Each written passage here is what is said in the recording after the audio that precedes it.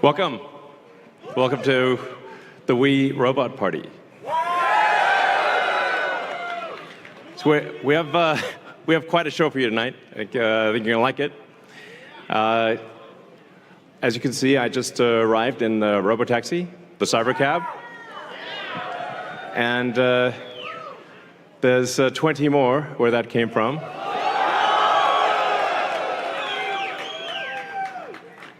So they've been traveling. There's no people in them, as you can see. The car's just going by with no people.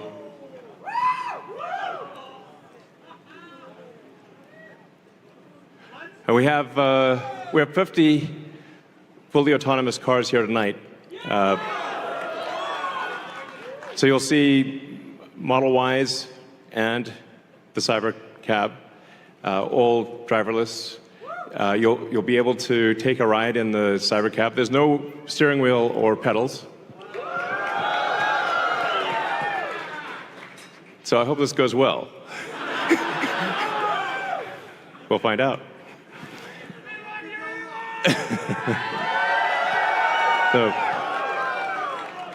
So you see a lot of sci-fi movies where the future is dark and dismal, where it's not a future you want to be in. So, like, I love Blade Runner, but I don't know if we want that future. I think we want that duster he's wearing, but not the bleak apocalypse. We want to have a fun, exciting future that if you could look in a crystal ball and see the future, you'd be like, yes, I wish I could be there now. That's what we want. So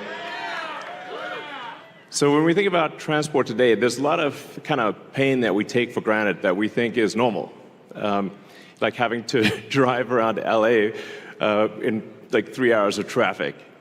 And for people that live in LA, I mean, try to get from Pasadena to El Segundo during rush hour is like, you can fly to, another city faster than you can get to crosstown LA. How many hours a week are cars used? Your average passenger car is only used about 10 hours a week out of 168 hours. So the vast majority of the time, cars are just doing nothing.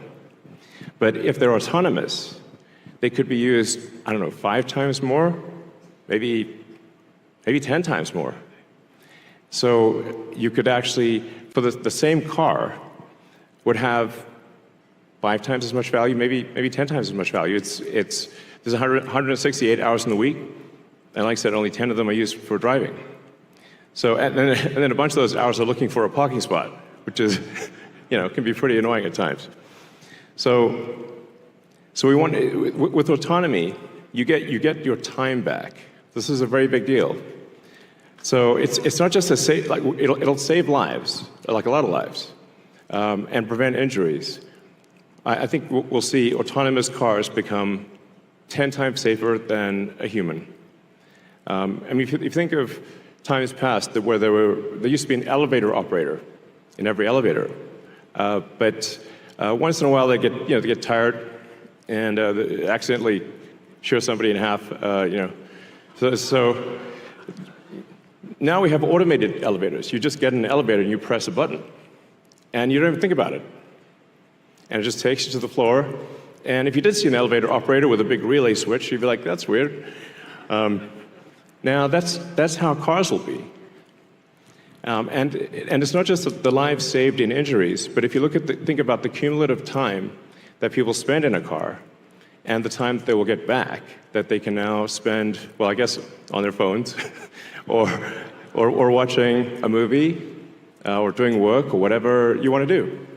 You can think of the car in an autonomous world as being like just a little lounge. You're just sitting in a comfortable little lounge, and you can do whatever you want while you're in this comfortable little lounge. And when you get out, you will be at your destination. So, yeah, it's going to be awesome.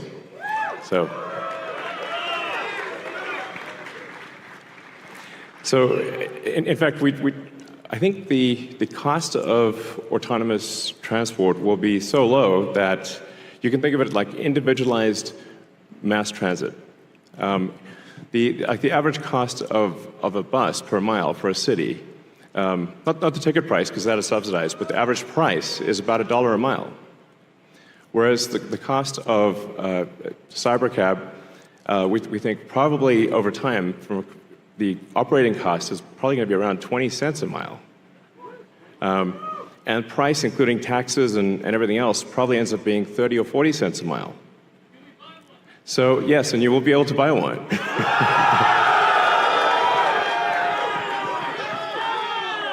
Yes, exactly.